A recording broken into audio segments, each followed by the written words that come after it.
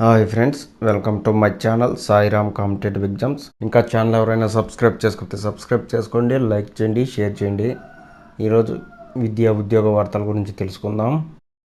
Group 4 merit జాబితా వెల్లడి. 13 నుంచి వెబ్ ఆప్షన్ నమోదు. రాష్ట్రంలో 8,180 గ్రూప్ 4 సర్వీస్ పోస్టులకు ధృవీకరణ పత్రాల పరిశీలనకు ఎంపికైన అభ్యర్థుల మెరిట్ జాబితాను టీజీపీఎస్సీ ప్రకటించింది. ఈ పోస్టులకు 1:3 నిష్పత్తుల అభ్యర్థులను ఎంపిక చేసింది.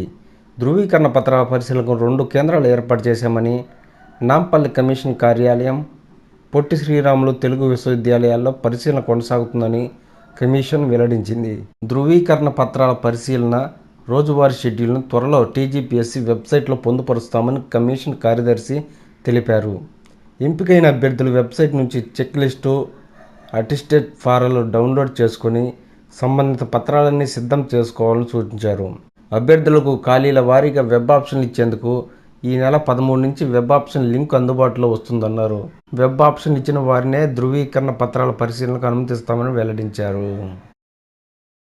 తగ్గిన ప్రశ్నల కాఠిన్యం, లాజికల్ అర్థమెటిక్ ఎక్కువ సమయం, కటాఫ్ మార్కులు 75 ఉండే అవకాశం ఉందని నిపుణుల అంచనా.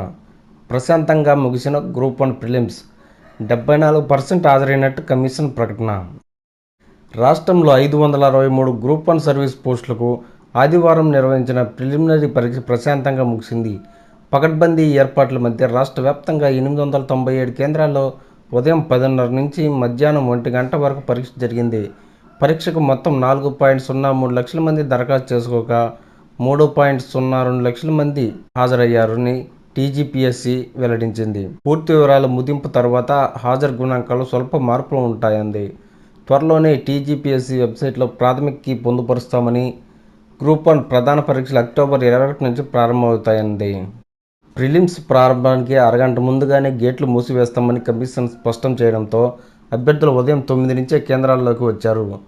ప్రస్తుత ప్రిలిమ్స్ ప్రశ్నాపత్రం గతంలో రద్దయిన 2 ప్రశ్నాపత్రాల కన్నా కొంత తేలిగ్గా ఉన్నట్టు నిపుణులు తెలిపారు.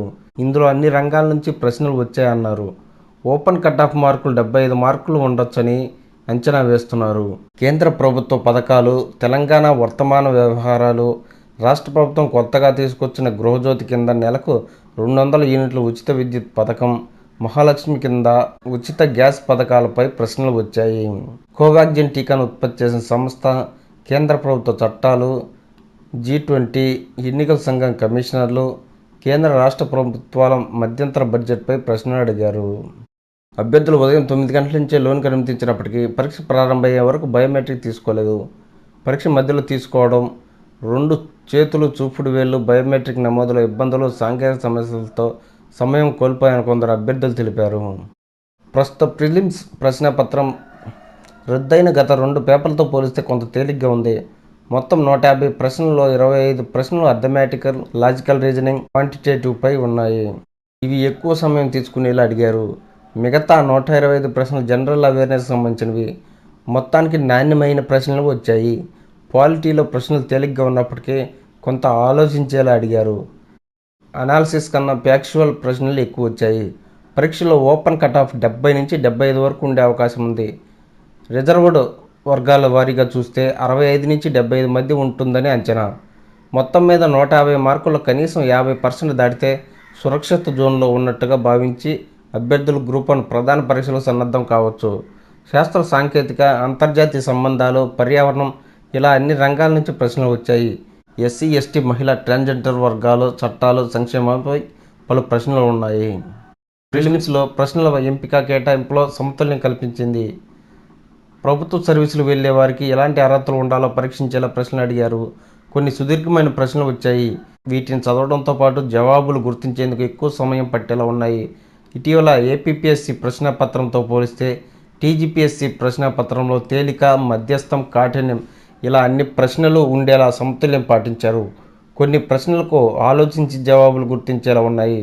ఓపెన్ కేటగిరీలో 75 మార్కులు కటాఫ్గా ఉండే అవకాశాలు ఉన్నాయి. నేటి నుంచి బీపీఈడీ, డీపీఈడీ ప్రవేశాలకు దేహదారుడి పరీక్షలు.